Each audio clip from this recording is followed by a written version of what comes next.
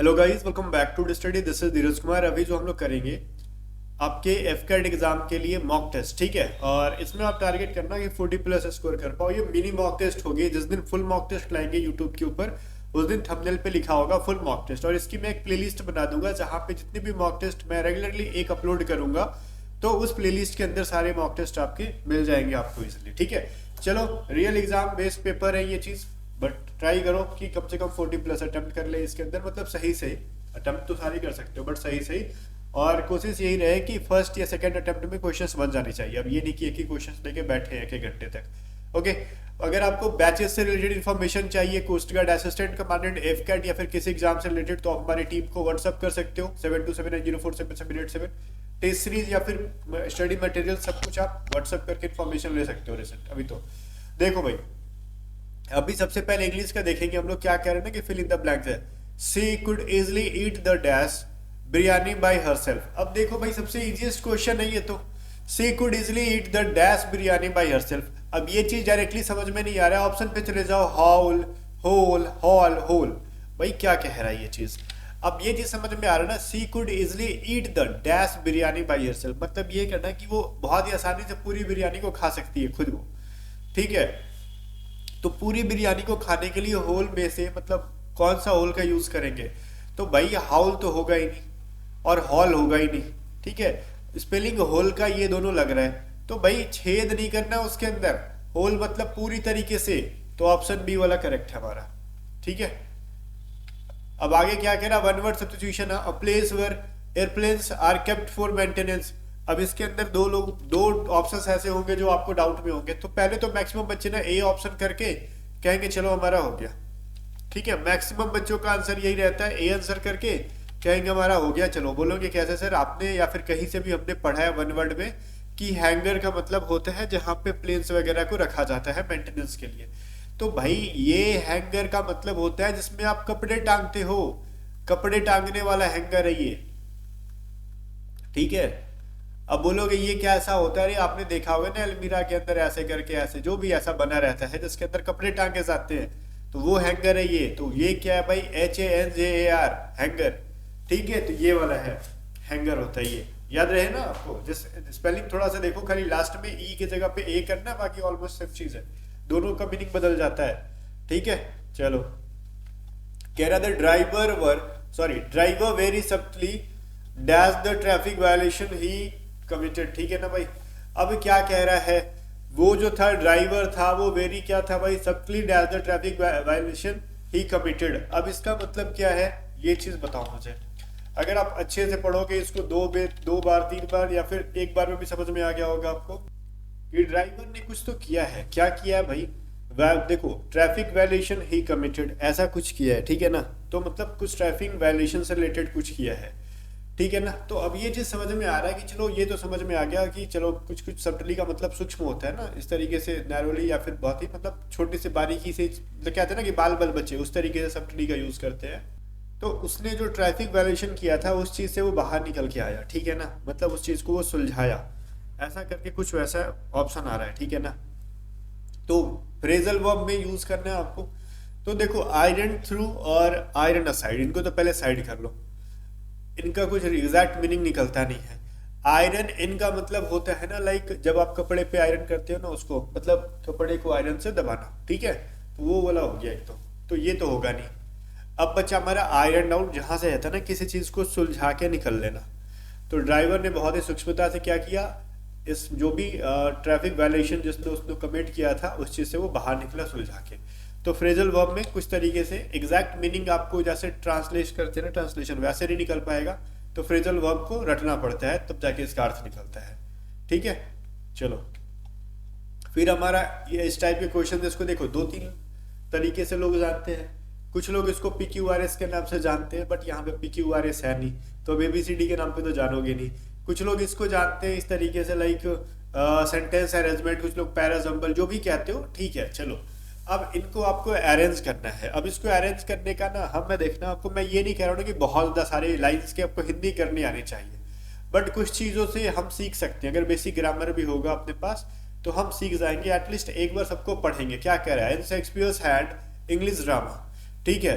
फिर कह रहा है that first son fourth in his early history place. अब देखो ए से स्टार्ट हो सकता है, बिकॉज शेक्सपियर जो है ना, शेक्सपियर जो है शेक्सपियर जो इसका नाम बोलने में 10 बार बोल दे तो भी गड़बड़ करता हूं मैं, जो भी ये है, इनके नाम से, किसी इंसान के नाम से या फिर उससे रिलेटेड कोई चीजें हो तो वहां से हम सेंटेंस की शुरुआत कर सकते हैं, पॉसिबिलिटी बनती है। तो हमारे पास एक पॉसिबिलिटी बनी कि ऑप्शन बी वाला हो सकता है कि ए से स्टार्ट हो रहा हो, तो ये बन सकता है। बट बी से जो है ना हम स्टार्ट नहीं कर सकते, क्योंकि डैड फर्स्ट सोन, मतलब ये समझ में आ रहा है, ये डैड का यूज यहाँ पे कनेक्ट, सेंटेंस को कनेक्ट करने के लिए किया गया है, कनेक्टर की तरह यूज किया गया है। तो जो कनेक्टर का यूज जिस सेंटेंस में स्टार्ट करते हैं उसको किसी सेंटेंस के बाद लिखते हैं, तो डैड का यूज तो यहाँ पे हम करेंगे नहीं, ठीक है। तो बी वाला तो होगा नहीं, तो इसलिए ऑप्शन डी को हम लोग नहीं मान सकते हैं कि बी से स्टार्ट नहीं होगा।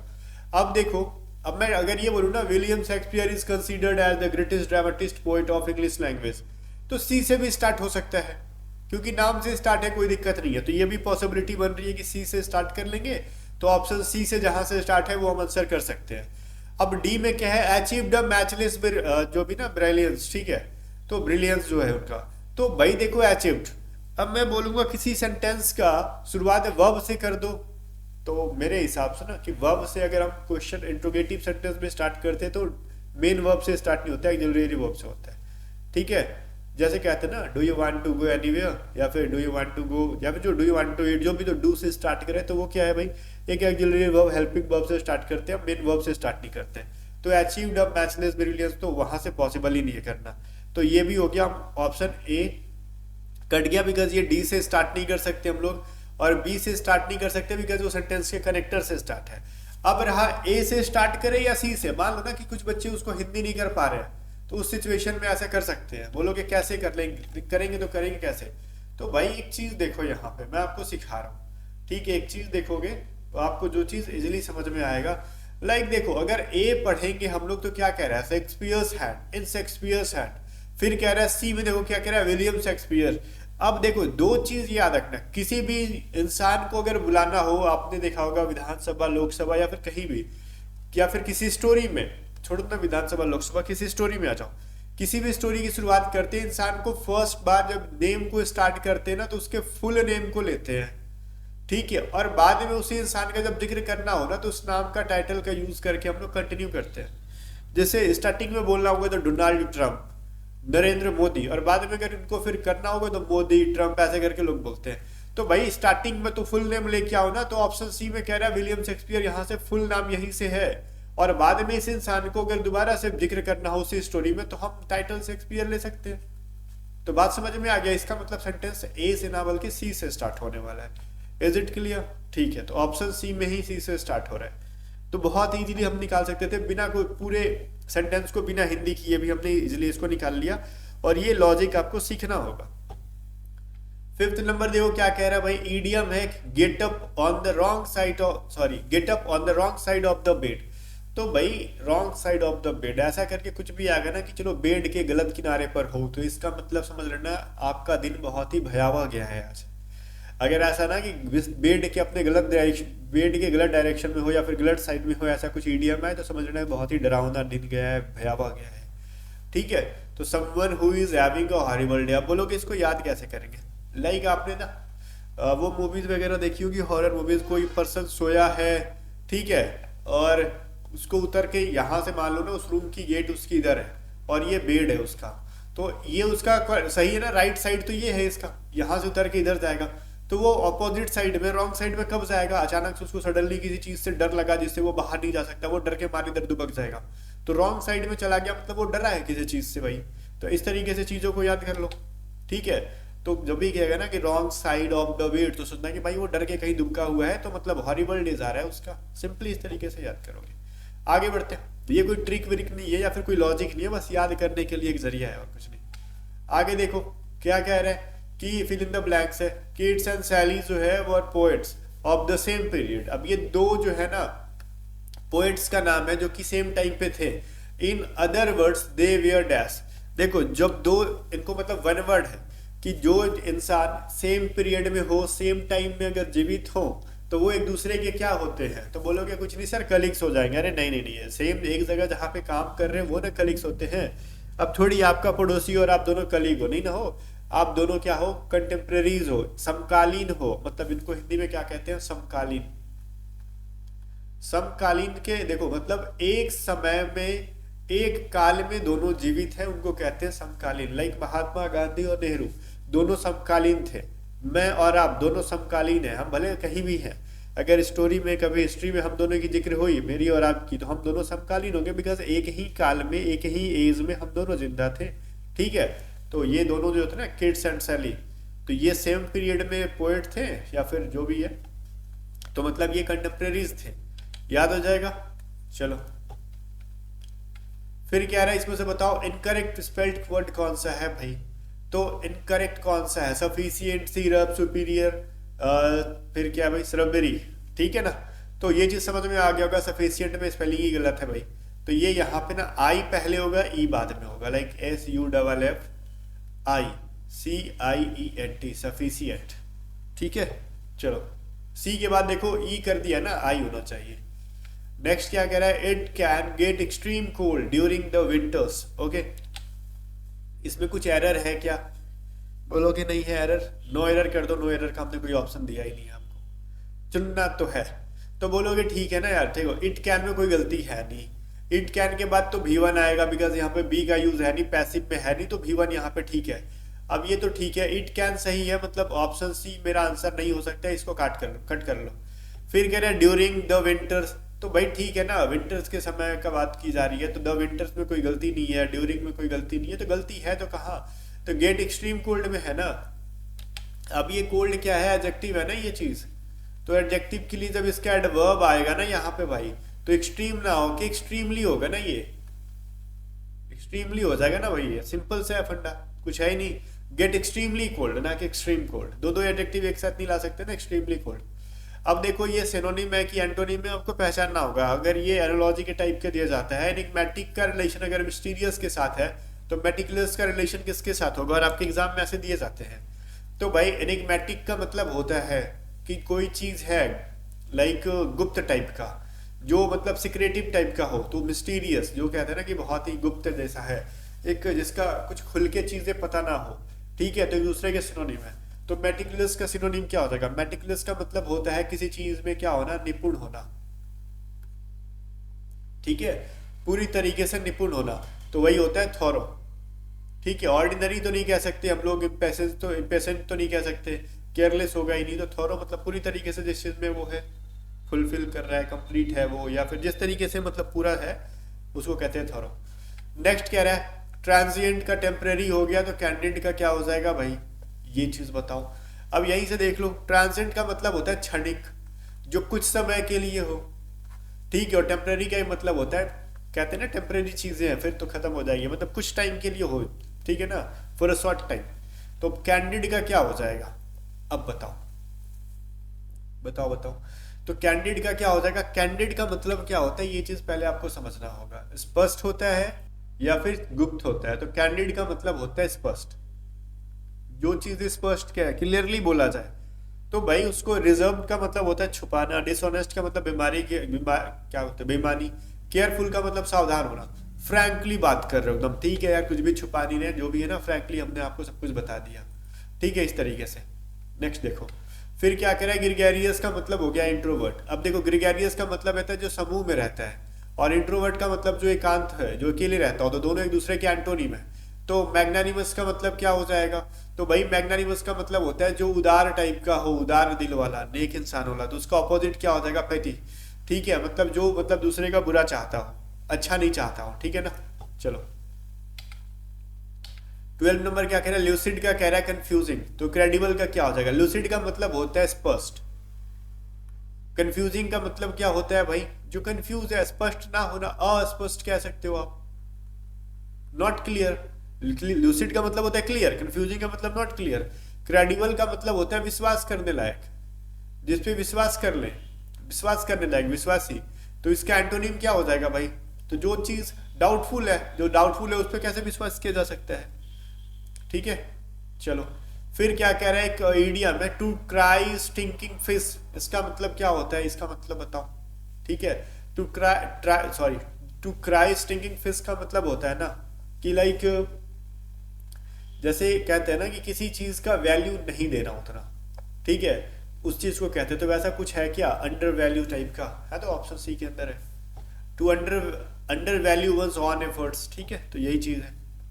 आगे बढ़ो, कह रहा statement which can not be proved और डिसअप्रूव्ड। एक ऐसा स्टेटमेंट ना तो उसको प्रूव कर सकते हैं ना ही डिसअप्रूव, ना ही उसको स्वीकृति कर सकते हैं ना ही उसको अस्वीकृत कर सकते हैं, तो उसको कहते हैं पोस्टुलेट करना, ना ही उसको भाई एक्सेप्ट की जा रही है ना ही रिजेक्ट की जा रही है, अब उसको डाले रहो, क्या करना है उसमें विचार करो बस, ठीक है।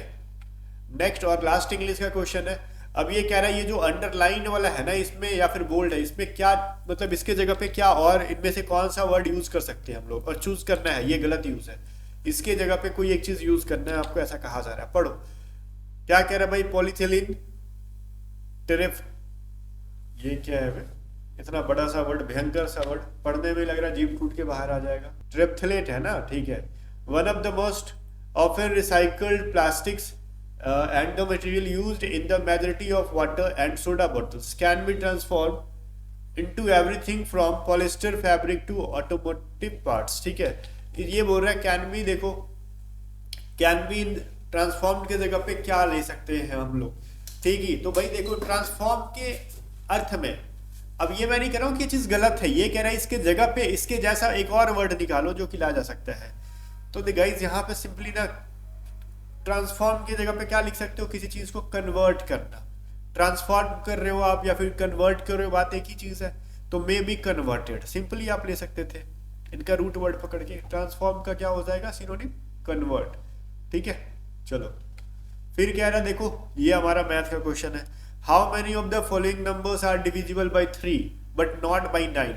3 से डिविजिबल हो, ये क्या मैं लिख दिया, 3 से डिविजिबल हो 9 से नहीं है, तो सम ऑफ द डिजिट जो होंगी, ठीक है ना, शुड बी डिविजिबल बाय 3। तो इसका 3 से डिविजिबिलिटी का थ्योरम तो ये है ना, सम ऑफ डिजिट जो है ना वो शुड बी डिविजिबल बाय 3 होना चाहिए, ठीक है। जो भी चीज है वो 3 से डिवाइड हो जाना चाहिए, लाइक ये नंबर अगर इनको सबको ऐड कर दे, अगर वो 3 से डिविजिबल है तो मतलब वो नंबर 3 से डिवाइड है। अब सेम चीज है, sum of digit should be divisible by 9, अगर वो 9 से डिविजिबल है तो मतलब 9 से वो पूरा नंबर डिवाइड हो जाएगा। तो चलो एक एक करके चेक करते हैं। अगर मैं इसको चेक करूँ 5 8 2 6, तो 8 2 कितना हो गया 10 10 6 16 5 21, तो इनका सम क्या हो गया 21, जो कि भाई 9 से डिविजिबल नहीं है, तो ये एक हो गया। अब मैं अगर 5 9 6 4 को ले लूँ भाई, तो 9 5 14 हो गया, 6 4 10 हो गया, मतलब 24। अब आगे देखो विचार करेंगे, पहले सम कर लो, 6 0 3 9 को कर लेंगे भाई, तो 6 3 9 9 18, तो 18 हो गया ये चीज, तो हमारा इनका सम 6 3 3 हो गया, तो 9 9 18, ठीक है, तो इनका भी 18 हो गया, ठीक है। अब मैं ये 6 4 8 9 ले लूं, तो ये 8 8 16 और 17 6 4 10, मतलब ये 27 हो गया। फिर मैं अगर 6 5 6 4 ले लूं, तो 6 5 11 6 4 10, और मैं ऐड कर दूं तो ये मेरा मिल जाएगा 21, तो ये 21 हो गया। अब मेरा 6 8 6 7 हो गया, तो मैं क्या कह सकता हूं भाई, 6 6 12 14 6 6 12 1 13, और ये मेरा 27 हो गया। और मेरा ये 6 9 6 0 हो गया, तो भाई क्या कह सकते हैं हम लोग, 9 6 15, 6 5 कितना हो गया 21, तो ये हमारा 21 हो गया, ठीक है। चलो अब तो जो भी चीजें थी हमने सबको ऐड कर दिया। अब ये देख लो, ये जो सम है ना इन सब का, अब ये जो 9 से डिविजिबल है, 9 से डिविजिबल है, तो वो 9 से डिवाइड हो जाएगा। अब मेरे को एक चीज बताता हूँ, ये सारे नंबर 3 से डिविजिबल है, जो आपने सम देखा 21 24 18 18 27 21 27 29 27 21। अब लेकिन ये मेरे को बताना है कि 9 से डिविजिबल जो नहीं है, तो भाई 21 कभी भी 9 से डिविजिबल है नहीं है, 24 भी डिविजिबल नहीं है, 27 है, 21 नहीं है, 21 नहीं है, बट 18 18 27 27 है। तो देखो 1 2 3 एंड 4 नंबर्स ऐसे हैं जिनको हम 9 से डिविजिबल नहीं कर सकते, डिवाइड नहीं कर सकते, they are not divisible by 9 but they are divisible by 3, ठीक है। तो ये चीज आपको याद रखना होगा। तो 4 ऐसे नंबर्स हैं यहाँ पे। अब भाड़ में जाए कौन से नंबर है, ऑप्शन सी में मेरे को आंसर कर दो, सिंपली आगे बढ़ते हैं। देखो क्या कह रहा है, सारा can finish a work in 18 days and Tara can complete the same work in 15 days.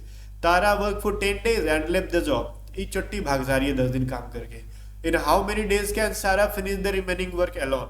भाई देखो सारा, बेचारी सारा दिन काम कर रही है, ठीक है, मान लो ये 18 डेज काम करती है, और ये चट्टी तारा ये 10 दिन काम करती है और भाग जाती है। बट वो तो अलग सीन है, बट इसकी एफिशिएंसी जो है वो 15 डेज में टास्क को कंप्लीट करने की है। तो जब भी ऐसा सवाल आए एग्जाम में कि मान लो कोई पर्सन बीच में काम छोड़ के भाग जाता है, तो जो शुरू से एंड तक काम कर रहा है इंसान रिमेनिंग काम को कितने दिन में निकालेगा, उसका निकालने का फॉर्मूला हमने ऐसे पढ़ा था क्लासेस के दौरान, 1 माइनस जो काम छोड़ के भाग रहा है, तो वो कितने दिन काम करके जो भाग रहा है 10 डेज तक, वो कितने दिन में कंप्लीट कर सकता था 15 डेज तक। और रिमेनिंग टास्क जो काम कर रहा है वो कितने दिन में काम कंप्लीट कर सकता था 18 डेज में। तो 5 2 जा 5 3 जा, अब ये हो जाएगा 1/3 इंटू 18। तो ये भाई रिमेनिंग टास्क को कंप्लीट कर लेगी लड़की अकेले 6 दिन में। तो जो भी मेरा नाम था सारा, मेरा नाम नहीं उसका नाम है, ठीक है, 6 दिन में वो टास्क को कंप्लीट कर लेगी, ये इसका ट्रिक है, ठीक है। अगर बोलोगे बेसिक से समझाओ सर ये ट्रिक आपका मुझे समझ नहीं आया बिकॉज हमने कहीं और से पढ़ा है, तो वो भी चीज पॉसिबल है। बोलोगे कैसे पॉसिबल है, देखो यार अभी बेचारी तारा और सारा, मैं नाम में थोड़ा सा कंफ्यूज हो रहा हूँ, ठीक है।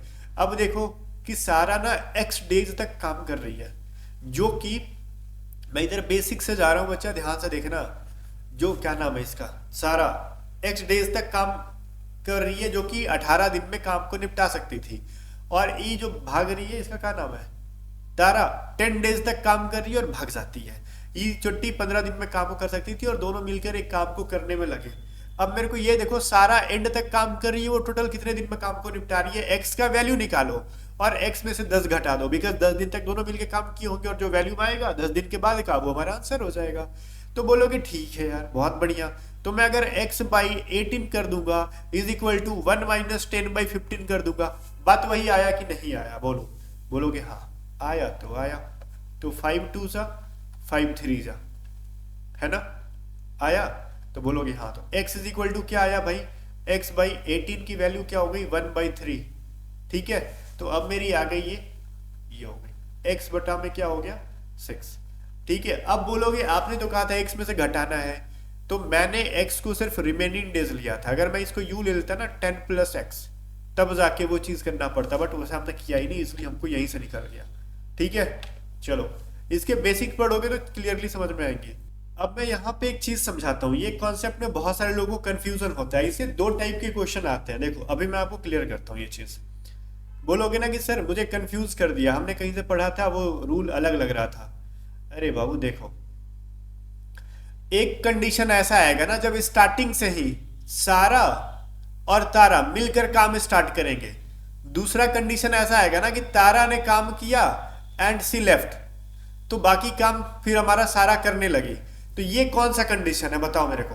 तो ये ऐसा कंडीशन है कि तारा काम कर रही थी और फिर छोड़ के भाग गई, तारा जितने दिन काम की ना सारा उतना दिन काम ही नहीं की, ठीक है। तो ये है सेकेंड कंडीशन, तो हमको x की वैल्यू डायरेक्टली मिल गई। लेकिन ऐसा कंडीशन आएगा ना कि देखो भाई कि सारा और तारा मिलकर काम कर रहे हैं, देन x की वैल्यू जो आएगी उसमें से मेरे को 10 डेज घटाना पड़ता है। और क्वेश्चन जब पढ़ोगे तो खुद समझ में आ रहा है कि सारा और तारा मिलकर नहीं कर रहे हैं, ये तो पहले को उनके बारे में एफिशिएंसी बता दी गई कि वो 18 डेज में और ये 15 डेज में काम कंप्लीट कर सकती है, जो भी उनकी क्षमता है। And Tara work for 10 days, ये नहीं कह रहा कि दे स्टार्टेड टुगेदर, ठीक है, ऐसा कुछ नहीं कह रहा है, क्या कहना है दे स्टार्टेड टुगेदर, ठीक है, and they work for 10 days and Tara left the job, ठीक है, कि दोनों मिलकर काम करते हैं, 10 दिन के बाद तारा छोड़ दिया, ऐसा सवाल नहीं है। ये है तारा वर्क फॉर 10 डेज, सिर्फ चुट्टी अकेले काम कर रही है एंड बाद में छोड़ दी, तो जो रिमेनिंग टास्क था उसको कौन कंप्लीट कर रही है, सारा कर रही है, तो वो ऐसा निकल जाएगा। बोलोगे इसका और कुछ तरीका बताओ सर, ऐसे मजा नहीं आ रहा है। तो आओ मैं एलसीएम और रेशियो वाले मेथड से बताता हूँ, आपने पढ़े होंगे एलसीएम और रेशियो वाले मेथड, उस पे बेस में बताता हूँ, ठीक है। अभी देखो कैसे करेंगे उसको। अभी मैं यहाँ पे ना बेसिक से कह रहा हूँ, ये हमारा ये तो ट्रिक था, ये बेसिक था।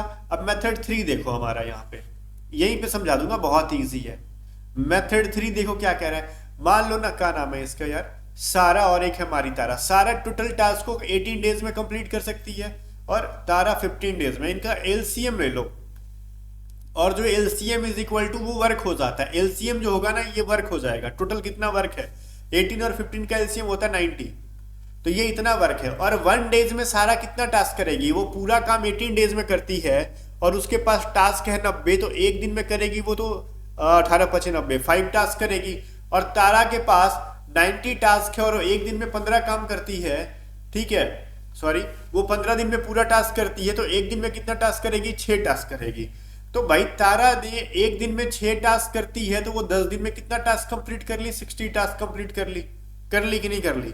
ओके, तो रिमेनिंग कितना टास्क रह गया? 90 माइनस 60 इज इक्वल टू 30, तो 30 टास्क रह गया, 30 टास्क बच गया है, वर्क 30 बच गया है। तो एक दिन में 5 काम करने वाली सारा इस 30 काम को कितने दिन में करेगी भाई? 30/5 डेट इज 6 डेज। कहानी खत्म। अब इसको मैंने 3 तरीके से बता दिया, 2 तरीका और मैं बता सकता हूं, मैं क्यों टाइम वेस्ट करना है, इतना सफिशियंट है। अब आपका कॉन्सेप्ट ही खराब है तो भाई उसमें तो आपको कॉन्सेप्ट पढ़ना पड़ेगा। इसलिए मैं कहता हूं कि हमेशा आप A to Z स्टडी की क्लासेस प्रेफर करो, जो हमारी बैचेस वगैरह हैं।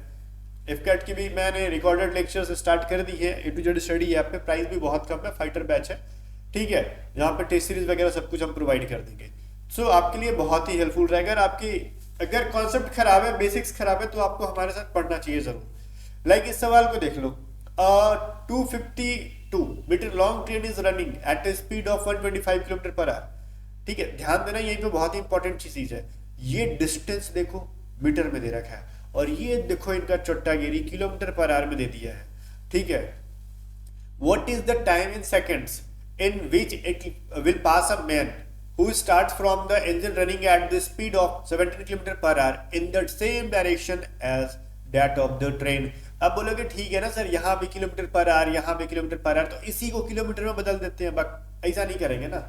ये टाइम पूछा है सेकंड में, तो असली तो चोट्टागिरी यहाँ पे है भाई, तो मुझे मजबूरन इसको मीटर पर सेकंड में करना पड़ेगा। बट हम अलग अलग नहीं करेंगे, हम भी थोड़े से एक्सपर्ट है। कैसे करेंगे भाई? देखो, ये देखो डिस्टेंस दे दिया इन्होंने 252 मीटर। जो एक इंसान ट्रेन को या फिर ट्रेन एक इंसान को जब भी पार करेगा तो डिस्टेंस तो ट्रेन की लेंथ ही हो जाती है ना, सिंपल सा फंड है।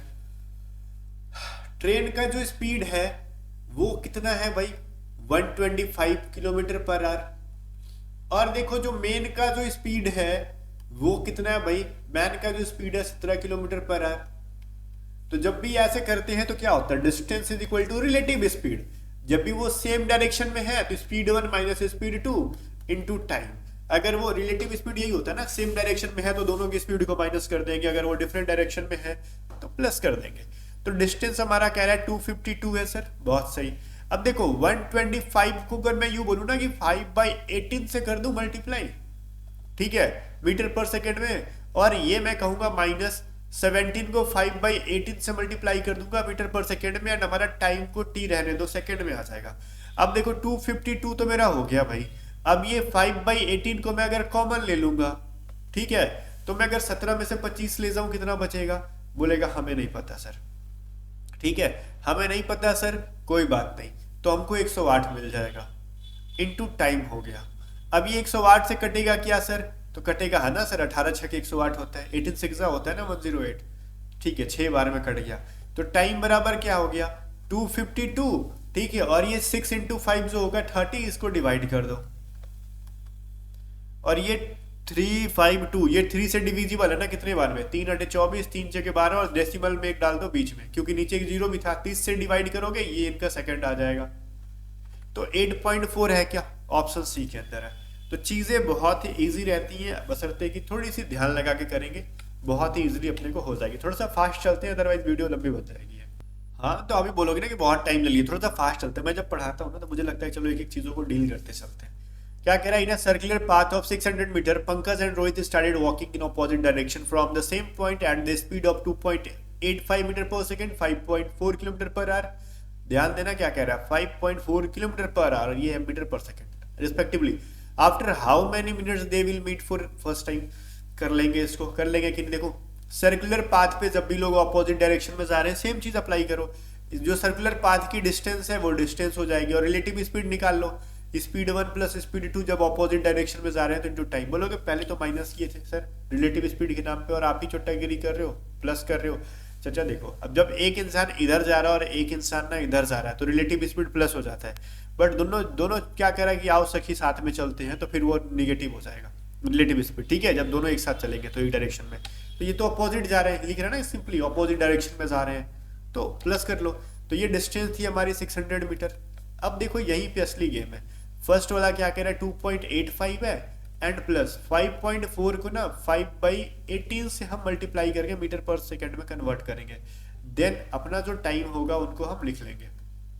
तो ये क्या हो जाएगा भाई, 18 से कटाओगे तो डेसिमल 3 बार में कट जाएगा, तो ये हो गया हमारा क्या 1.5 हो जाएगा ना ये मल्टीप्लाई हो गए, तो 600 बराबर हो गया 2.85 प्लस में 1.5, ठीक है, into time.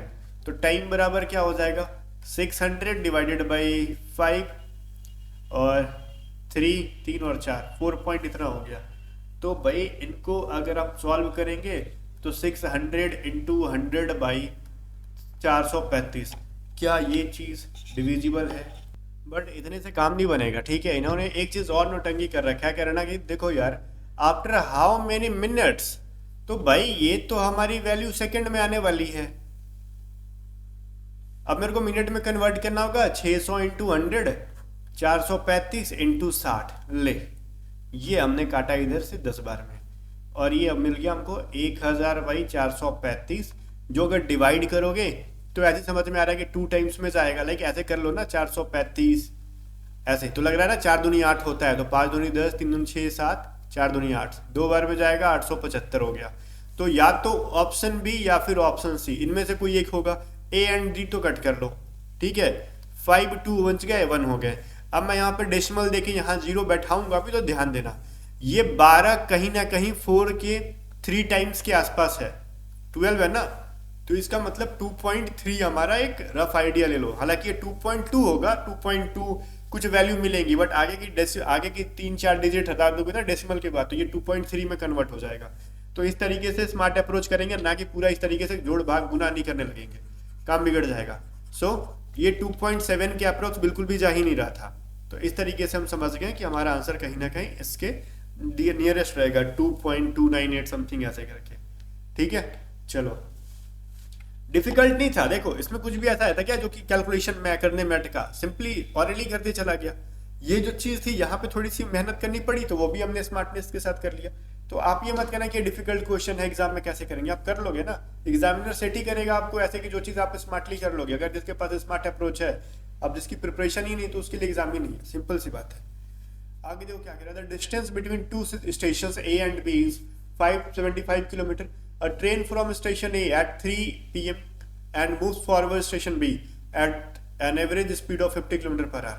Another train starts from station B at 3.30 p.m. मतलब 3:30 बजे स्टार्ट शाम में होती है, and moves towards station A at an average speed of 60 km per hour.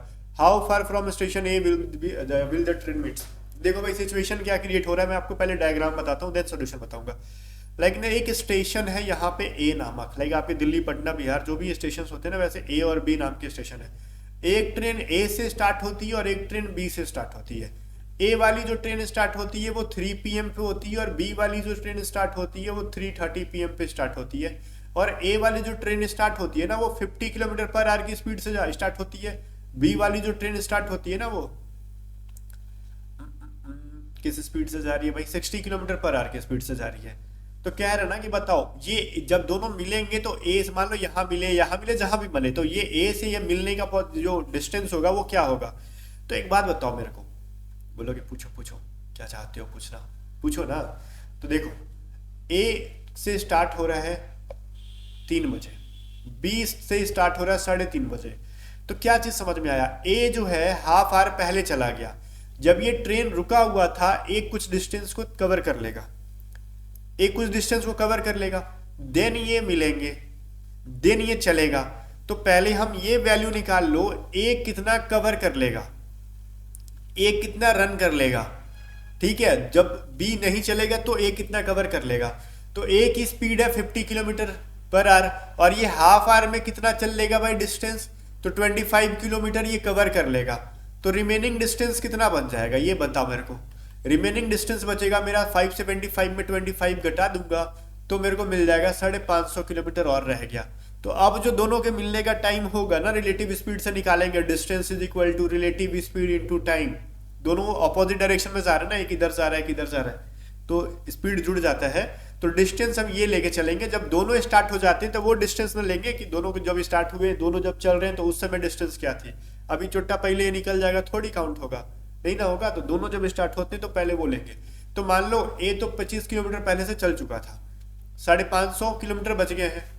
तो अब इस डिस्टेंस को ए चल रहा है 50 के हिसाब से, बी चल रहा है 60 के हिसाब से, टी टाइम में मिलेंगे, ये निकालो टाइम कितना लग रहा है दोनों का मिलने में। तो टाइम बराबर हो जाएगा 550 बटा में 110, तो ये कट के मेरे को मिल जाएगा 5 आर। 5 आवर्स के अंदर कितना चलेगा बोलो, ये पूछ रहा है। ठीक है, तो मेरे को एक बात बताओ, 5 आवर्स लग रहा है ना मिलने में, तो खुद से एज्यूम करो, ए से पूछा है ना कितना दूरी तक, अब ए तो 5 घंटे में कितना डिस्टेंस तय करेगा, ए इन 5 आवर्स। अब मैं ये निकालूंगा ए 5 आवर्स में कितना डिस्टेंस कवर कर रहा है, ये बताओ मेरे को। बहुत इजी सा चीज है ये, मैं लंबा ले जा रहा हूँ बट ये बहुत इजी है। ए इन 5 आवर्स, तो वो लोग, अरे कुछ नहीं सर 5 इंटू ना 50 कर लो, बिकॉज उसकी स्पीड 50 की थी तो 250 किलोमीटर, तो दोनों के बीच का डिस्टेंस 250। अरे नहीं, ए तो पहले भी 25 किलोमीटर चल चुका था ना, तो meeting distance from A is equal to 250, और पहले से जो ये 25 किलोमीटर कवर करके बैठा था वो तो 275 किलोमीटर।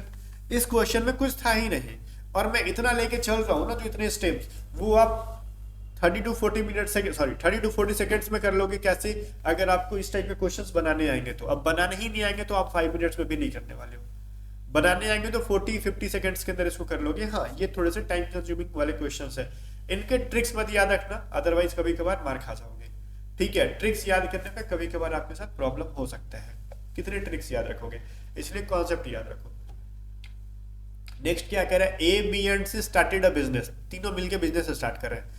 अब यहीं पे कॉन्सेप्ट समझना, twice the investment of A is equal to thrice the investment of B and also 5 times the investment of C.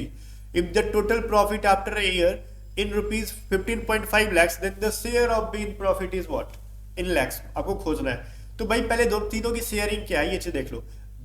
A का 2 गुना बराबर है B के कितना, थ्राइस 3 गुने के, और C के 5 टाइम्स के बराबर है। ठीक है, तो हम भाई ए बी सी का रेशियो कैसे निकालेंगे, जब ये मैंने कहा था ना गुणात्मक मान हो रेशियो के अंदर, मैं पढ़ाता हूँ ये टॉपिक को, अगर आपने पढ़ाया हमारे बैचेस से, किसी भी बैचेस से, या फिर यूट्यूब पे भी कोस्ट गार्ड के टाइम पे मैंने बहुत सारी क्लासेस अपलोड की थी फ्री में, वहां से भी अगर आपने पढ़ा तो कर लोगे ऐसे क्वेश्चंस को। तो कैसे निकालोगे, 1/b रेशियो, 1/3 रेशियो, 1/5। अब इनका एलसीएम मत निकालना। अब देखो ए का वैल्यू निकालने के लिए ना बी और सी की जो नीचे वाली वैल्यू है ए की ऊपर वाली वैल्यू से मल्टीप्लाई कर दो, 5 3 15 इंटू 1 15। तो ए बी और सी का रेशियो क्या हो जाएगा, पहले तो ए का 15 हो गया, बी का कैसे निकालेंगे, तो बी की खुद की नीचे वाली को छोड़ दो, ए एंड सी के नीचे वाले को ना बी के ऊपर वाले से मल्टीप्लाई कर दो, 2 5 10 और 10 इंटू 1 10।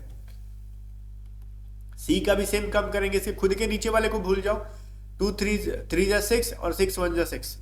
तो ए बी सी की इन्वेस्टमेंट और प्रॉफिट जो भी है, प्रॉफिट का जो हम लोग डिस्ट्रीब्यूशन करेंगे, तो इन्वेस्टमेंट जिस रेशियो में आप डिवाइड करोगे या फिर इन्वेस्ट करोगे उसी रेशियो में आपको प्रॉफिट भी बांटा जाता है। लाइक अगर मैं आपको, आप 10 रुपए दोगे और मैं 5 रुपए दूंगा, और मैं 5 रुपए किसी बिजनेस में लगा रहा हूँ और आप 10 रुपए लगा रहे हो, तो मैंने आपसे आधा इन्वेस्ट किया तो प्रॉफिट हो, तो मुझे आधा ही दोगे, थोड़ी आप बराबर दे दोगे। तो वही चीज है, जिस रेशियो में आप प्रॉफिट क्या करते हो, इन्वेस्टमेंट करते हो, प्रॉफिट भी उसी रेशियो में बांटते हो। तो इसी रेशियो में बी की क्या हो जाएगी भाई, प्रॉफिट बताओ, तो 10 बाई बी की रेशियो 10 है ना, डिवाइडेड बाई सारे रेशियोज को जोड़ देते हैं 31, 15 10 और 6 को ऐड करोगे तो 31 ही होगा ना। टोटल कितना वैल्यू था, 15.5 lakhs, तो मैं 15.5 को ना मल्टीप्लाई कर दूंगा। ठीक है, तो मैं अगर इससे डिवाइड करूं तो ये 0.5 से हो जाएगा, डिवाइड हो जाएगा, तो बी की जो वैल्यू होगी वो 5 लाख हो जाएगी। मैं यहाँ पे 0 0 छोड़ दिया हूँ लाख का, बिकॉज ठीक है ना, लाख में निकालना है तो मैं ऐसे निकाल लेंगे, लाख में निकालना है। ठीक है, 5 लाख हो गया। चलो 22 नंबर क्या कह रहा है, shopkeeper marks the price of an article 25% above its cost after allowing 10% discount on the market price. The article is sold for 720, and what is difference between the cost price and market price of the article? सुनो यार, CP मान लो इसका x rupees में खरीदा, अब ये x rupees के ऊपर गेम खेल रहा है, x रुपीज की पहले प्राइस ना 25% बढ़ा दी जा रही है, तो 125/100 लिख रहे हैं, इसकी प्राइस को बढ़ा दे रहे हैं, और सेल कितना में कर रहे हैं, तो यही मार्क प्राइस पे क्या कर रहे हैं भाई, 10% का डिस्काउंट दे रहे हैं, मतलब 90% में बेच रहे हैं, देन इसकी जो सेलिंग प्राइस बन जा रही है 720 बन जा रही है। तो ये ले 90 से काट दिया भाई 8 टाइम्स में, जा कहानी खत्म। ये 25 से कट गया 5 टाइम्स में, 25 से ये 4 बार में, और ये 5 से कट जाएगा कितने बार में, 20 टाइम में। तो x बराबर हो गया 8 इंटू 4 इंटू 20, ठीक है। तो हो जाएगा 640 हो जाएगा ना, 8 दूनी 16, ठीक है। तो ये जो हो गया x इसकी कॉस्ट प्राइस है, इतने रुपए में खरीदा, और कह रहा है मार्केट प्राइस बताओ, तो इसकी मार्क प्राइस कितनी हो जाएगी यार, 640 में 20% आप बढ़ा दो, तो 25 के टेबल से 5 में, और ये 25 से 4 बार में, ये 4 से घटाओगे 16 बार में, 0 भी हो गया, ठीक है। और 16 25 80 और 800 में बेच रहा है ये, तो इन दोनों के बीच का डिफरेंस निकाल लो यार, 800 और 640 सिंपली आप कर लोगे तो हमारा हो गया 160 रुपए, इन दोनों के बीच का difference. This is the market price and this is the cost price, and वही आपसे पूछा है difference between the mark price and cost price, ठीक है। चलो बहुत ईजी सा था, थोड़ा सा कैलकुलेशन तो करना ही पड़ेगा, मैथ तो कैलकुलेशन से कहाँ भागोगे। If in 30 years fix sum doubles at simple interest, what will be the interest rate per year, ठीक है, करेक्ट टू डेसिमल प्लेसेस। अब देखो यार, देखो इसके अंदर क्या कह रहा है, 13 ईयर्स की बात कह रहा है, तो टाइम में आपसे कह रहा है 13 ईयर्स, ठीक है। बहुत ही सिंपल सा, ध्यान से देखोगे चीजें हो जाएंगी, सिंपल इंटरेस्ट का क्वेश्चन है। अब क्या है ना कि मान लो प्रिंसिपल हमारा P था, और मान लो अमाउंट हमारा हो रहा है 2 टाइम्स, कितना कह रहा है 13 ईयर, डबल कह रहा है ना, मान लो कि 2 टाइम्स हो रहा है, ठीक है। तो रेट ऑफ इंटरेस्ट नहीं पता, मान लो रेट ऑफ इंटरेस्ट R% था, तो इसकी फॉर्मूला क्या होता है, PRT/100 is equal to SI होता है ना। तो SI बराबर क्या होता है सर, तो बोलोगे अमाउंट माइनस प्रिंसिपल, तो अमाउंट मेरी 2P है और प्रिंसिपल मेरा P है, तो सब सिंपल इंटरेस्ट भी P हो गया।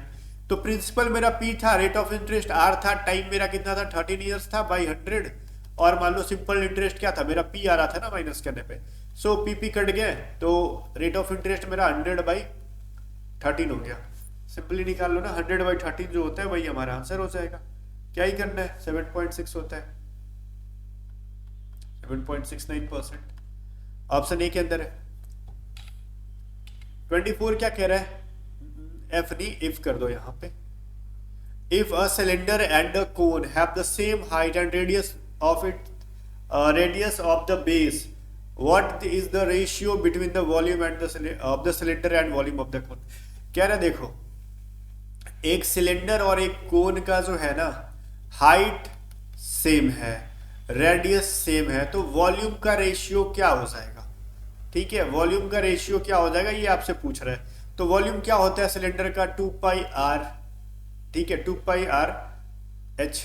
बोलोगे नहीं ये नहीं होता है, आपने गलत पढ़ा दिया सर, 2πr/h नहीं होता है, πr² होता है, मुंह से निकल जाता है, होता है ना, ठीक है। चलो πr²h, ये देखो ये हो गया हमारा πr²h। अब इसको बराबर करो या फिर रेशियो का साइन दो, बात वही होने वाला है। अब इसको हम लोग रेशियो निकालेंगे, या फिर आप रेशियो ही दे दो, बढ़ में गया बराबर का साइन, ये हो गया 1/3πr²h कोन का, क्योंकि 1/3 हो जाता है उसका। तो भाई देखो पाई कट गया हमारा, r² कट जाएगा बिकॉज सेम था और एच की वैल्यू सेम है, और 3 उधर जाके मल्टीप्लाई हो जाएगा, तो 3:1 हो जाएगा, ठीक है। बाय द वे ये चीज याद रखना चाहिए हमेशा, जब भी रेडियस और हाइट सेम रहे तो उनकी वॉल्यूम हमेशा 3:1 के रेशियो में रहती है, और ये इनके कॉन्सेप्ट में ही पढ़ा दिया जाता है। आगे देखो क्या कह रहा है, लास्ट मैथ का क्वेश्चन है, what is the length of the edges of a new cube that is found by melting and recasting 3 metals cube of side 5, 4 and 3 centimetre.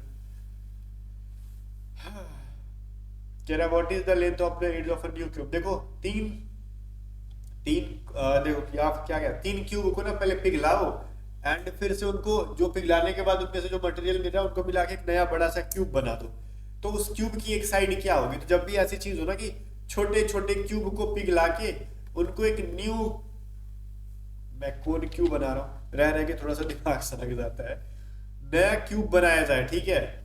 मैं फोटो में बना दे रहा हूँ वैसे, बट क्यूब ऐसे नहीं होता है, क्यूब ऐसे होता है, मुझे भी पता है।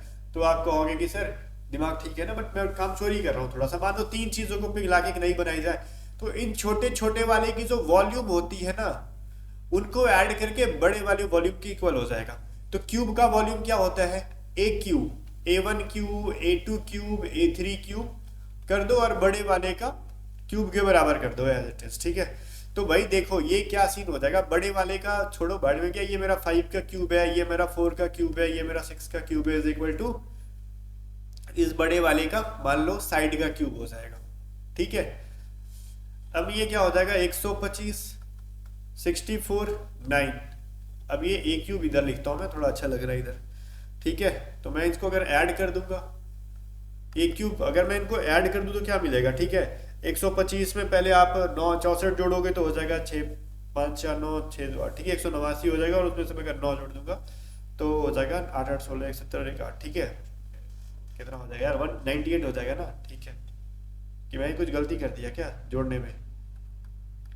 अब ये देखना है कि 198 क्या किसी चीज का क्यूब होता है, मैंने कुछ गलत लिखा है क्या यहाँ पे। हाँ वही तो मैं बोलूँ, गलत कैसा है ना, 3 का क्यूब लिखना है ना, तो मैंने स्क्वायर कर दिया। वही देखो होता है, जब चीजें गलती होती है ना तो खुद ब खुद समझ में आने लगता है कि कुछ हम गलती कर रहे हैं। 27 होगा ना यहाँ पे। अब इनको ऐड करेंगे तो 216 हो जाएगा। अब ये a की वैल्यू क्या हो जाएगी, क्यूब रूट निकाल लो 216 का, डेट इज 6, ठीक है, ठीक है ना। चलो ये हो गया, अब कोई दिक्कत नहीं होगा उम्मीद है, चीजें समझ में आ गई। a की वैल्यू क्या आ गई 6, उसकी एक साइड क्या हो जाएगी 6। कैलकुलेशन मिस्टेक्स होने लगता है जब लगातार कोई चीज को कंटिन्यू बकबक 45 मिनट से बकबक कर किए जा रहा हूँ, सोच रहे हो आप, क्योंकि मैथ था, अब चीजें जल्दी जल्दी खत्म होगी। The Shevaroy hills are located in which state of India, भाई देखो ये ईस्टर्न घाट्स में, सेवराई हिल्स तमिलनाडु में, ये चीज आपने पढ़ा होगा, ठीक है। तो इसमें कुछ छेड़ने वाली चीज है नहीं। फिर Pandit Ram Narayan was associated with which of the following instrument, तो राम नारायण जी किसके साथ है, तो राम नारायण क्या बजाते थे, ये है ना सारंगी। चलो, how many engine drive PM गति शक्ति। अब देखो पीएम गति शक्ति जो लाई गई थी इस स्कीम में, उसमें किन किन चीजों को इंजन माना गया था और वो कितनी चीजें थी। तो भाई पूरा क्वेश्चन भूल जाओ, बस यहीं पे समझ जाओ उनकी इंजन क्या थी, क्या था प्रोजेक्ट, क्या था, ये सब तो साइड में गया, ठीक है। तो भाई उसमें 7 टोटल इंजन माने गए थे। जैसे कहते थे ना कि रोडवेज, ये सारी चीजें हो गई, एयरपोर्ट, पोर्ट्स, ठीक है, पोर्ट्स हो गए, मास ट्रांजिट हो गया, वाटरवेज हो गया, ठीक है, ये रोड, रेलवेज, एयरपोर्ट, पोर्ट्स, ये मास transit, waterways and logistic infrastructure, ये सारे 7 के साथ जो थे ना, 1 2 3 4 5 6 एंड ये 7 इंजन माना गया था पीएम गति शक्ति का, जो इन्होंने स्कीम को लाया था, इनिशिएटिव जो थी इसके थ्रू, ठीक है। फिर कह रहा है विच of the following ocean current is different from the other, इनमें से कौन सा ना डिफरेंट है, ठीक है, ये बताओ। गल्फ स्ट्रीम, फिर ये कह रहा है क्रूसियो, नॉर्थ अटलांटिक ड्रिफ्ट, फिर लेब्राडोर। यार लोकेशन के हिसाब से मत सोचने लगना, उनकी प्रॉपर्टी के हिसाब से सोचो। देखो यार ये तीनों वार्म गल्फ है, ठीक है ना। वार्म करंट को ये क्या करते हैं, इनकी प्रॉपर्टी की गर्म धारा है इनके पास, और ये कोल्ड करंट को ये क्या करता है, इसकी प्रॉपर्टी है। तो इस तरीके से डिफरेंशिएट कर लो, लेब्राडोर हो जाएगा। आगे देखो, अब इसमें देखो आप लोग ना, कुछ लोग ना ये सोच रहे होंगे इसकी लोकेशन क्या है, उसके हिसाब से सोचो कि कौन सी किस हो सकता है ना कि किसी द्वीप के अंदर होगी, ठीक है। तो ऐसे नहीं, अभी सोचो, इसमें सोचना है ना आपको, वो क्या कहते हैं लोकेशन, तो यहाँ सोचो, मजा आएगा। Africa highest mountain peak mount Kilimanjaro lies in, तो माउंट किलिमंजारो कहाँ पे है भाई, जो अफ्रीका की जो है ना हाईएस्ट माउंटेन पिक है वो तंजानिया में है ना। तो माइंड में आया होगा तो ठीक है। कह रहा food poisoning is due to what, food poisoning किसके वजह से होती है भाई, तो ये एक बैक्टीरिया होती है, उसका नाम है सैल्मोनेला बैसिली, ठीक है। और ये रॉड शेप का होता है, कैसा होता है, रॉड शेप होता है, कई बार ये भी चीज पूछ ले जाता है, ठीक है ना। चलो आगे ना, what is the SI unit of pressure, बहुत इजीएस्ट क्वेश्चन है। एसआई यूनिट क्या होता है प्रेशर का, पास्कल। कह रहा which kind of Panchayati Raj system was recommended by the Balwant Raj Mehta committee. अब जो बलवंत राय मेहता कमेटी, जो आपने पढ़ा होगा हिंदी में, अगर पढ़ा हो तो पढ़ा होगा, त्रिस्तरीय पंचायती सिस्टम लाया था, 3 टायर का लाया था, तो वही चीज है, 3 टायर ने 3 टीयर का त्रिस्तरीय पंचायती राज व्यवस्था को बारे में बात की गई थी बलवंत राय मेहता समिति के थ्रू। फिर कह रहा है which is not a correct combination, कह रहा पृथ्वीराज रासो के द्वारा जो है ना, ये चंद्वर दाई के द्वारा लिखा गया है, आइडल सुनील गावस्कर के द्वारा लिखा गया है, मिडनाइट चिल्ड्रन जो है ए संदर्शन के द्वारा लिखा गया है, मेघदूत कालिदास के द्वारा लिखा गया है। क्या इनमें से सारे बुक्स की जो है ना उसके ऑथर के नाम ठीक है, तो भाई मिडनाइट चिल्ड्रन तो सलमान रश्दी के द्वारा लिखा गया ना, तो ये एरर है, सी वाला आंसर हो जाएगा। Computer calculate number in what mode, computer जो है ना नंबर्स को किस मोड में कैलकुलेट करता है ये पूछा जा रहा है, डेसिमल, ऑक्टल, बाइनरी, या फिर इनमें से कुछ भी नहीं। तो कंप्यूटर का जो कैलकुलेशन होता है या फिर फंक्शन वो बाइनरी सिस्टम पे वर्क करता है। आगे बढ़ते हैं। Which country participate with India in 90th edition of exercise Surya Kiran. भाई सूर्य किरण जो ये मिलिट्री एक्सरसाइज है किन दो कंट्री के बीच का है, इंडिया एंड नेपाल के बीच का डिफेंस एक्सरसाइज है, याद रहना चाहिए आपको। What is the name of the operation launched by India to provide cyclone relief to Sri Lanka.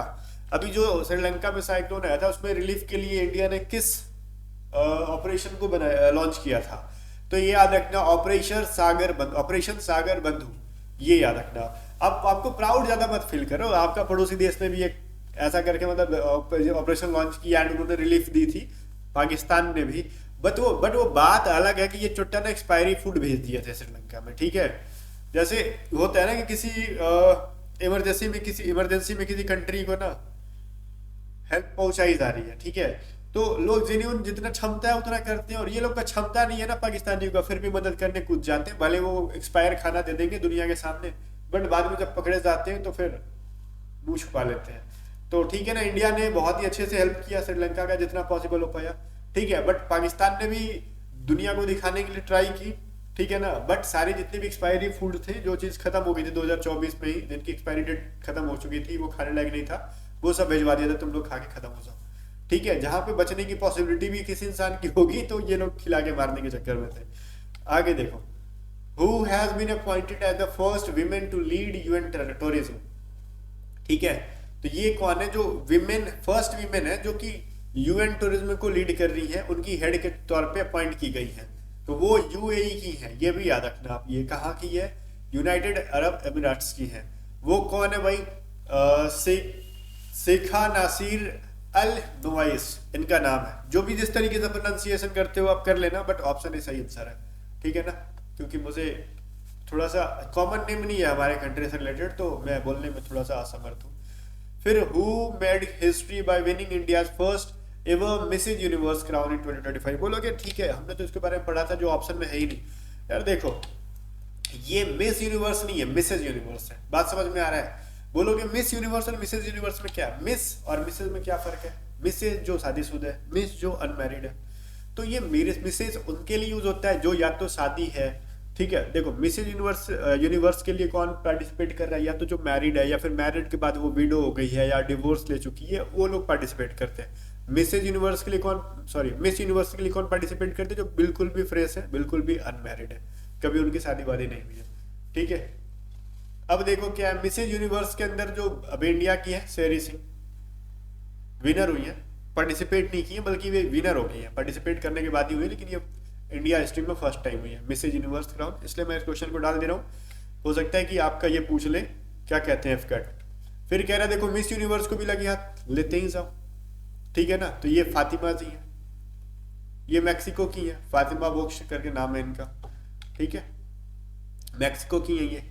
आगे बढ़ते हैं, अब ये रीजनिंग के क्वेश्चन है। अब कह रहा है इसका रिलेशन जिस तरीके से है, इन ऑप्शंस में से कौन सा ऐसा है जो उसका रिलेशन है। ये ऑप्शन ए है, बी है, सी है एंड डी है, कौन सा क्वेश्चन का रिलेशन उस तरीके से है आप बताओ, ठीक है। देखो अब क्या करना कि अगर इसको मान लो ना फर्स्ट लेटर मान रहे, इसको सेकेंड और थर्ड, मैं अगर सेकेंड और थर्ड को ऐड करके उसमें से 100 माइनस कर दूं तो मेरा फर्स्ट नंबर मिल जाएगा। बोलोगे कैसे, देखो अगर मैं 127 प्लस 212 कर दूं मेरे को क्या मिल जाएगा, 933, ठीक है। इसमें से अगर मैं 100 अगर माइनस कर दूं तो बोलोगे 3239 मिल जाएगा, जो कि मेरा फर्स्ट नंबर मिल रहा है। सेम काम इसमें मैं कर दूंगा, 64 प्लस 132 में अगर मैं ऐड कर दूं तो मेरे को मिल जाएगा 196 में अगर मैं 100 माइनस कर दूं मेरे को मिल जाएगा 96। फर्स्ट नंबर देखो मेरे को मिल गया। सेम काम इस ऑप्शन में भी आपको करने हैं, वो करो, ऑप्शन को रोक के चेक करो किसमें फॉलो हो रहा है। हालांकि मैं इसको एक ट्रिक कर बताऊं, अगर स्टार्टिंग के 2 डिजिट को ही देख लो, 27 और 12 को जोड़ो, 27 और 12 को, देन देख लो इसके स्टार्टिंग के 2 डिजिट अगर मिल रहे हैं, 64 को और 32 को ऐड करोगे तो 96 मिल जा रहा है। वही काम करो, 32 और 40 को ऐड करेंगे तो क्या 62 आएगा, नहीं 72 हो जाएगा। सो ऑप्शन ए नहीं हो सकता है। 76 और मैं इसको ऐड करूं तो 6 + 1 7 होगा, तो यहाँ पे 0 है, पॉसिबल ही नहीं है। 9 प्लस 8 करूंगा तो ये 7 आ रहा है, तो मेरा यूनिट डिजिट 7 तो है।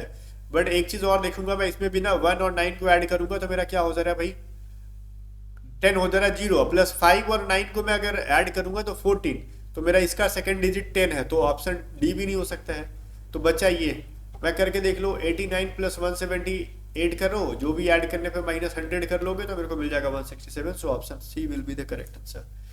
बाकी देखो मैंने जो तरीका समझा दिया और ट्रिक भी बता दिया फास्ट में, जो समझदार होगा, जिसने प्रैक्टिस की है ट्रिक से समझ गया होगा, जिसने भी प्रैक्टिस नहीं की है वो बेसिक से समझो, वही आपके लिए सही है।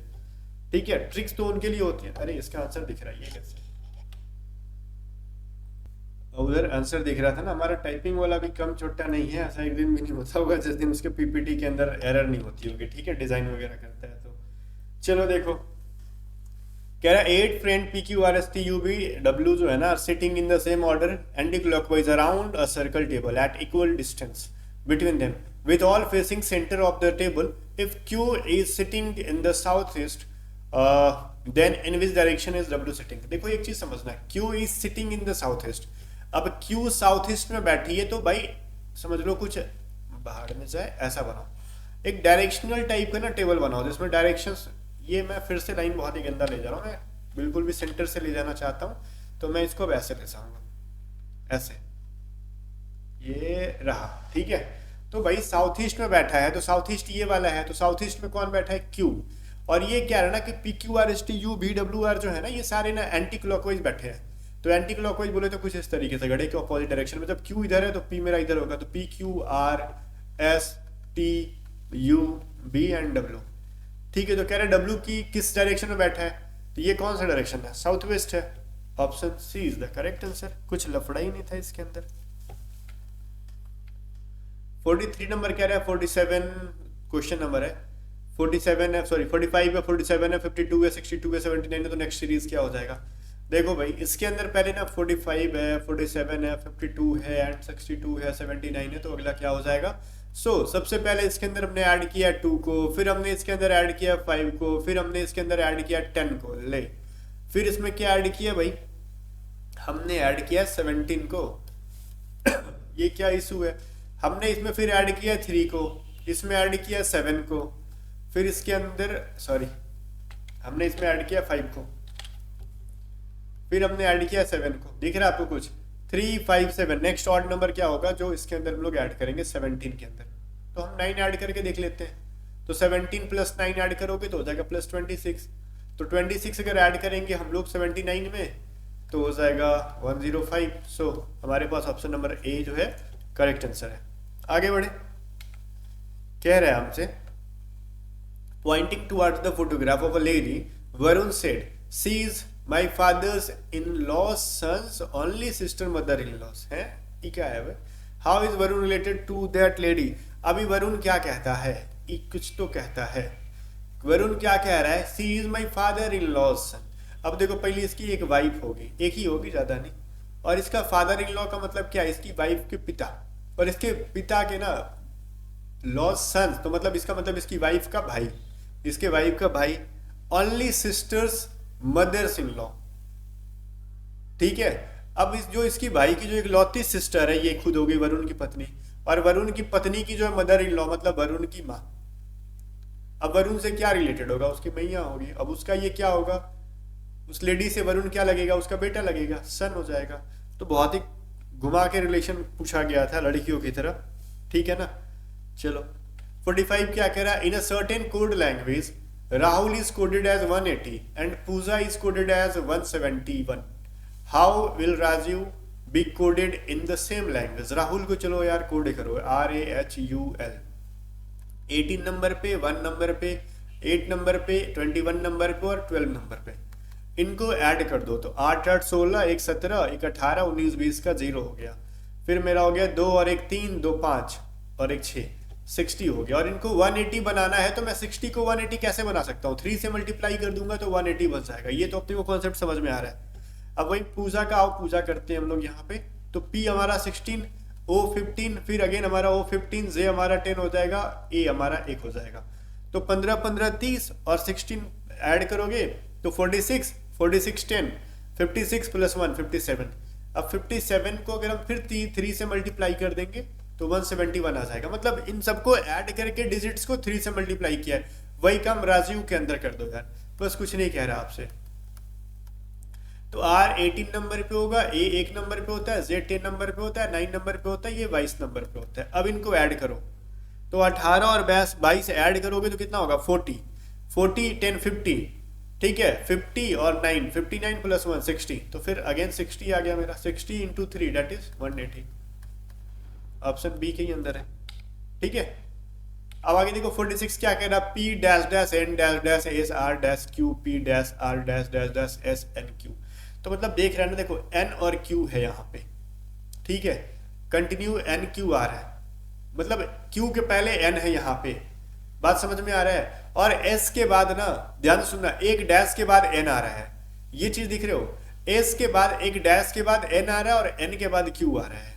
तो मतलब क्यू जहां पे है ना, पहले वहां एन डालने की शुरुआत करो, जहां क्यू के जस्ट पहले एन डालने की शुरुआत करो। तो क्यू एक यहाँ पे तो हमने एन डाल दिया, और इसका मतलब ये भी है कि एन के जस्ट बाद क्यू डालने की शुरुआत करो, तो क्यू के बाद हमने एस डालने का भी, सॉरी एन के बाद हमने क्यू डालने की भी शुरुआत कर दी। ओके, अब यहां से मेरे को मिला ना एस आर एन क्यू, तो एस आर एन क्यू, तो मतलब क्या है, एस के बाद आर आ रहा है, तो एस के बाद जहां जहां मेरे को मिल रहा है आर, और आर से पहले मेरे को ये भी समझ में आ रहा है एस आ रहा है, तो एस के पहले मेरे को एस डाल दो, आर के पहले मेरे को एस डालना है, ठीक है। तो ये चीज समझ में आ रहा है। एन के पहले क्या क्या है, आर और एस, ठीक है, तो मैं एन यहाँ पे भी है, तो इनके पहले देखो आर और एस है, तो मैं भी यहाँ भी एन के पहले आर और एस डाल दूंगा, तो मतलब ये एस हो गया और ये आर हो गया। मतलब क्या समझ में आया, एस के पहले देखो यहाँ पी मिल रहा है ना, यहाँ देखो, तो मेरे को यहाँ भी एस के पहले पी मिल रहा है, मतलब हर बार एस के पहले पी मिलेगा, तो एस के पहले मैं यहाँ पी डाल दूंगा, एस के पहले मैं यहाँ पी डाल दूंगा, ठीक है। अब कह रहा है अब आर के बाद दो मेरे को फिल करने हैं, तो आर के बाद देखो एन क्यू आ रहा है, यहाँ पे आ रहा है ना, आर के बाद देखो यहाँ भी एन क्यू आ रहा है, और आर के बाद देखो यहाँ भी एन क्यू आ रहा है, तो क्यू नाम यहाँ भी एन क्यू फिल कर दे। तो जो जो चीजें मिली मेरे को, देखो मेरे को शुरू में एस आर मिले, फिर मेरे को क्यू पी मिला, फिर मेरे को एन एस मिला, फिर मेरे को एन क्यू पी मिला, फिर मेरे को लास्ट में आर मिला। तो ये कहीं है क्या, एस आर क्यू इन दोनों के अंदर है, फिर देखो इसमें पी है और इसमें आर है, तो मेरे को एस आर क्यू पी वाला चाहिए, तो ऑप्शन ए के अंदर है ये चीज, option A is the correct answer. Easily बन गया ना ये चीज। 47 क्या कह रहा है, देखो all wires are charger, some chargers are phone, all chargers are equipment. तो कंक्लूजन है some equipments are phones, all wires are phones. इसमें से कौन सा आंसर हो जाएगा, बताओ मेरे को। चलो इनका डायग्राम हम बनाते हैं किस तरीके से बनेगा, ठीक है। ऑल वायर आर चार्जर कह रहे हैं ना, तो जितने भी वायर्स का एक सर्कल है सबको ना चार्जर के अंदर डाल दो सिंपली, ठीक है, सबको हमने चार्जर के अंदर डाल दिया ये चीज, ये बाहर वाला चार्जर है। कह रहा है सम चार्जर आर फोन, तो मुझे चार्जर्स वाले को ही फोन के अंदर डालना होगा, सम को, वायर को टच नहीं कराना, बिकॉज वायर का मेंशन नहीं कर रहा है। All chargers are equipment, all जो चार्जर्स हैं, ऑल चार्जर को लेने के चक्कर में मेरे को फोन को भी लेना पड़ जाएगा, तो ये सारे क्या है, इक्विपमेंट्स हैं। तो कह रहा है सम इक्विपमेंट्स आर फोन, तो क्या कुछ इक्विपमेंट फोन है, तो हाँ, चार्जर को लेने के चक्कर में मेरे को फोन के अंदर घुसाना पड़ा है इक्विपमेंट्स को।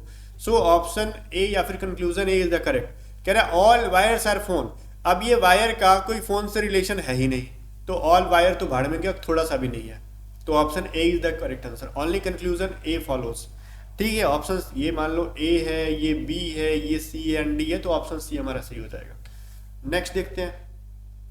अब ये बताओ, ये यहाँ पे व्हाट वाले जगह पे क्या आ जाएगा, दिमाग का दही नहीं करना है, इजिली बन जाएगा ये सवाल। जब भी ऐसा सवाल दिखे ना, तो देखो पहले ए था इस कॉर्नर पे, बी गया इस कॉर्नर पे, सी गया इधर, डी गया इधर, मतलब नेक्स्ट हमारा ई इस कॉर्नर पे आने वाला है, तो हमारा ए आंसर नहीं हो सकता है, बी सी एंड डी में से कोई एक आंसर होगा, ठीक है। अब देखो ये चीज कैसे चल रही है, पहले इधर से आया, फिर इधर गया, फिर नीचे से आया, फिर इधर गया, दिख रहा है। पहले कॉर्नर देखो यार, एक सिंपल सा कॉर्नर देखो, पहले इस कॉर्नर में रो गया है, फिर इधर से आया है, फिर थर्ड वाले में यहाँ गया, फिर फोर्थ वाले में, तो फिर तो वापस से इस कॉर्नर में आएगा ना, मतलब फिर से मेरे को इस कॉर्नर में होने चाहिए। तो मैंने पहले ए को काट दिया था कि ऑप्शन ए नहीं होगा, बिकॉज यहाँ पे ई नहीं है, बी को भी काट दो बिकॉज इस सीक्वेंस में नहीं है, तो अब या तो सी या फिर डी। अब एक चीज और देखो, पहले स्टार नीचे था, फिर स्टार नीचे है, फिर स्टार ऊपर है, फिर स्टार ऊपर है, मतलब 2 बार नीचे 2 बार ऊपर, अब अगेन 2 बार नीचे होने वाला है, तो स्टार नीचे रहेगा या फिर ऊपर रहेगा, बीच में स्टार नहीं रह रहा है। तो भाई ऑप्शन सी के अंदर स्टार बीच में है, तो वो भी काट दो, option D is the correct answer. कौन सा स्टार, जो कलर किया हुआ स्टार है वो वाला स्टार, जो ब्लैंक है वो नहीं। चलो नेक्स्ट क्या कह रहा है, 49 नंबर, ये डॉट सिचुएशन है। कह रहा है इस डॉट के अकॉर्डिंग इनमें से कौन सा फॉलो करेगा। इसको कैसे बनाते हैं ये समझो। अब मान लो इसका एक डॉट ऐसा है ना भाई, जो तीनों फिगर के अंदर आ रहा है, और एक डॉट ऐसा है ना जो सर्कल के अंदर तो नहीं आ रहा बट रेक्टेंगल और ट्रायंगल के अंदर आ रहा है, त्रिभुज और चतुर्भुज के अंदर आ रहा है, और एक डॉट सर्कल, वृत्त, त्रिभुज और चतुर्भुज सबके अंदर आ रहा है। तो किस सिचुएशन में पॉसिबल है? ए के अंदर पॉसिबल है क्या? देखो ए का जो ये सर्कल है ना ये रेक्टेंगल के बाहर है, रेक्टेंगल में अंदर नहीं जा रहा है, तो ऐसा कोई भी डॉट नहीं हम रख सकते जो तीनों फिगर के अंदर आए। सो ए को हम नहीं ले सकते हैं। अब बी का भी देख लो ना, सर्कल देखो इस रेक्टेंगल के अंदर घुसा ही नहीं है, तो मेरे को ऐसा कोई जगह नहीं मिलेगा जहां पे मैं ऐसा डॉट को फिक्स कर सकूं जो तीनों फिगर के अंदर आए। सो ऑप्शन बी को भी काट कर दो, ये नहीं पॉसिबल है। अब सी में देखो एक ये वाला पोजीशन मेरे को मिल रहा है ना जो रेक्टेंगल, स्क्वायर और रेक्टेंगल तो नहीं है ये चीज, जो भी है ये स्क्वायर मान लो या फिर चतुर्भुज मान लो, ठीक है, क्वाड्रिलेटरल मान लो, इसके अंदर आ रहा है, ट्रायंगल के अंदर भी आ रहा है, सर्कल के अंदर भी आ रहा है, और एक ऐसा सिचुएशन जो सिर्फ ट्रायंगल और क्वाड्रिलेटरल के अंदर आना चाहिए, तो वो चीज मेरे को यहां मिल गया, ठीक है। और डी क्यों नहीं होगा? बिकॉज इसमें भी देखो सर्कल जो है ना ट्रायंगल के अंदर नहीं जा रहा, तो तीनों के अंदर घुसेगा ही नहीं। So only option C will be the correct answer. Next देखते हैं, ये कह रहा है कि देखो पहले ना पेपर को इस तरीके से ऊपर से नीचे से फोल्ड किया, देन इसको हमने राइट की साइड फोल्ड कर दिया, देन हमने एक बीच में ट्रायंगल कट कर दिया और यहाँ पे यू शेप में कट कर दिया। अब वो पेपर को ओपन करेंगे तो कैसा बनेगा? सोचो, हमने ऊपर से भी फोल्ड किया था, नीचे से भी फोल्ड किया था, मतलब ऊपर की साइड भी ओपन करोगे तो यहाँ पे यू कटा मिलेगा और नीचे भी यू कटा मिलेगा, मतलब 3 यू कटे हुए दिखने चाहिए मेरे को। तो 1 नंबर को काट दो बिकॉज सिंपल एक ही यू है, और 3 नंबर को भी काट दो बिकॉज एक ही यू है, ये तो पॉसिबल ही नहीं है, ठीक है। अब देखो ट्रायंगल की बात रह गई, तो ये ट्रायंगल को अगर हम ऊपर की साइड ले जाएंगे मतलब वाटर मिरर हो जाएगा, कुछ ऐसे बन जाएगा, और नीचे भी ले जाओगे तो वाटर मिरर बन जाएगा जो इसका ऐसा हो जाएगा। तो ये एक रो के अंदर कहाँ है? क्या 4 के अंदर है? नहीं, ये तो बिल्कुल भी वैसा ही बन गया, नहीं ना। जो भी फिगर पेपर कटिंग में नीचे से ऊपर की तरफ ओपन होता है तो वो वाटर मिरर हो जाता है, ऊपर से नीचे आता है तो वो भी वाटर मिरर हो जाता है। तो जो चीज पॉसिबल है कहाँ पे? सिर्फ और सिर्फ 2 के अंदर है, देखो ये वाली, तो सिर्फ और सिर्फ ऑप्शन बी करेक्ट आंसर है। ठीक है भाई, कमेंट करके बताओ कितने क्वेश्चंस के आंसर आपने सही किए। एंड आपको बैचेस ज्वाइन करनी है तो हमारे बैचेस को ज्वाइन कर सकते हो और प्रिपरेशन को बेस्ट कर सकते हो। बाकी एफकैट की भी सेपरेट भी बैच है, 1000 तो नहीं प्राइस है, उसकी कमी प्राइस है। आपके डिजिटल स्टडी ऐप पे जाओ, विजिट करो एंड चेक करो। अदरवाइज हमारे टीम को व्हाट्सअप कर सकते हो, टेस्ट सीरीज के लिए, स्टडी मटेरियल के लिए, ऑनलाइन क्लासेस के लिए, सारी चीजें आपको इन्फॉर्मेशन मिल जाएगी 7270477787 पे। व्हाट्सअप करना, कॉल नहीं, ठीक है। मिलते हैं नेक्स्ट वीडियो में, तब तक के लिए बाय बाय। और आप हमारा टेलीग्राम चैनल जरूर ज्वाइन कर लेना।